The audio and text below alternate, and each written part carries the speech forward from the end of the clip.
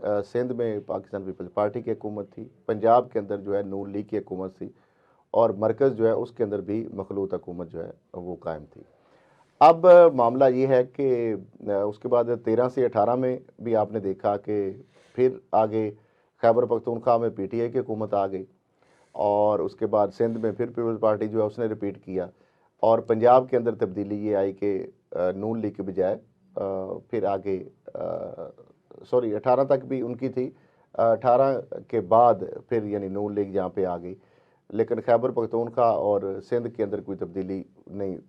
आई, और वफाक के अंदर जो जिस तरह आगे फिर 18 में जाकर वफाक में भी तब्दीली आ गई, पीटीआई की मखलूत हुकूमत आ गई, और पंजाब में नून लीग के बजाय पीटीआई की हुकूमत आ गई, सिंध में वही पीपल्स पार्टी और खैबर पख्तूनख्वा में पीटीआई। तो अब मामला ये है कि अब मैं समझता हूँ कि जो कंपटीशन होगा इस वक्त वो 3 सूबाई हुकूमतों के बिटवीन कंपटीशन होना है।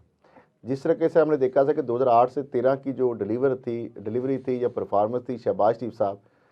उसके बाद नवाज शरीफ साहब को 13 में इक़्तिदार अगर मिला तो उसकी बड़ी वजह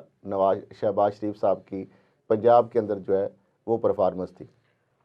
अब देखना ये है कि खैबर पख्तूनख्वा हुकूमत जिस तरह 8 से 13 को जब ये कंपेयर करते थे, और इस तरह 13 से 18 को, तो वो ये कहते थे कि जो खैबर पख्तूनख्वा में तो बिल्कुल कुछ भी नहीं हुआ, लेकिन खैबर पख्तूनख्वा की तारीख में पहली दफ़ा हमने देखा कि ना सिर्फ हुकूमत ने आम रवायात से बरक्स रिपीट किया, बल्कि 2 तिहाई से ज़्यादा अक्सरियत से आई, इससे पिछली हुकूमत की अगर बात करें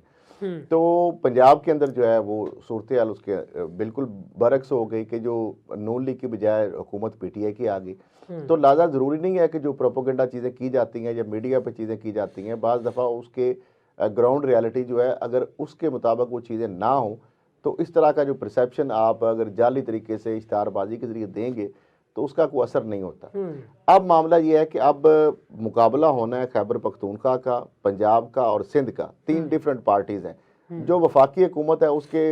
जो है सारा जो मुर्द इल्ज़ाम तो उसको ठहराया जाएगा, क्योंकि बिजली महंगी होगी तो वो भी उसकी मुर्द इल्ज़ाम वफाकी हुकूमत है, और इसका नुकसान सबसे ज़्यादा मैं समझता हूँ इस निज़ाम के अंदर जो होगा वो नून लीग को होगा, क्योंकि नून लीग को चूँकि सूबा बड़ा सबसे है पंजाब, उनमें भी उनकी हुकूमत है, और वफाक में भी चूँकि उनकी हुकूमत है, बाकी जमातें तो उनका साथ दे रही हैं, पीपल्स पार्टी वजारतें नहीं ले रही, और एमक्यूएम जो है वो भी चले 1-2 वजारतें लेगी, तो चूँकि हुकूमत और बड़ी अहम और ज़्यादातर वजारतें जो है वो उनके पास होगी और पंजाब की हुकूमत भी उनके पास होगी। तो अब अगर वो डिलीवरी नहीं करते, परफॉर्मेंस नहीं दिखाते, तो आगे ये पार्टी जो है डेमोक्रेसी इज द बेस्ट सवाल है यहाँ पे वो साबित होता नजर आएगा, और उसमें पीपल्स पार्टी जो है वो कम बेनिफिशियरी होगी, और सबसे ज्यादा जो वो पीटीआई एक बड़ा अहम पॉइंट है। पाकिस्तान तहरीक इंसाफ के साबिका चेयरमैन इमरान खान ने इस्तीफे दिए अपनी, पहले पंजाब छोड़ा, फिर